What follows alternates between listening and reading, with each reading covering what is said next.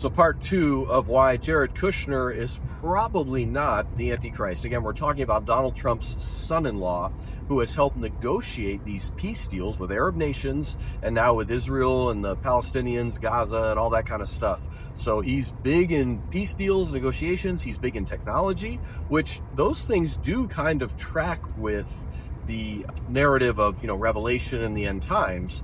But I think it kind of breaks down on this. Jared Kushner is not just a Jew, he's an Orthodox Jew. Orthodox Jews are actually observing the Old Testament law. He keeps the Sabbath, he keeps the dietary laws. This is, full or top level Judaism, so to speak. And I mean that in the religious sense. The difference is many people can be ethnically Jewish and have some Judaism in their culture, but religiously, it's, I would say, kind of a watered down version. And that ranges from the conservatives who are like, we only need to keep these parts of the law, to the reform, which is, it's kind of more free form. You have a relationship with God, which I like that part of it. But as far as the actual law and what they're doing religiously, it's very much stripped down. The Orthodox Jews, however, are like, we must keep all of the law, all 613 commandments in the Old Testament or Hebrew Bible, and they are actively endeavoring to do so.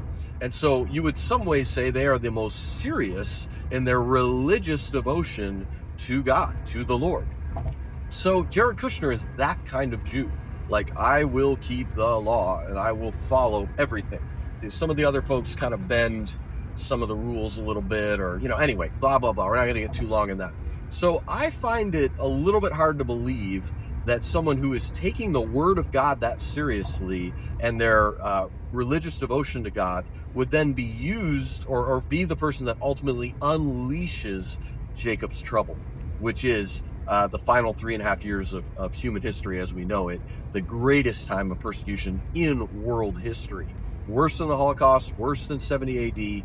And so I just have trouble believing that. Now, the only other thing, though, that kind of increases the chances that Jared Kushner could somehow be the Antichrist, again, I don't personally believe that, is it talks about him, the Antichrist, being someone who conquers without firing a shot.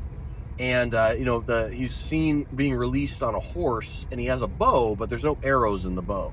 So it's kind of like the threat of war, but not actually coming out and shooting a bunch of arrows or using a sword. So he kind of does it through cunning, manipulation, threat of force, things like that.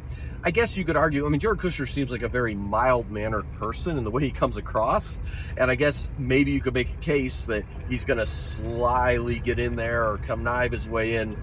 It's worth considering, but personally, I don't believe it.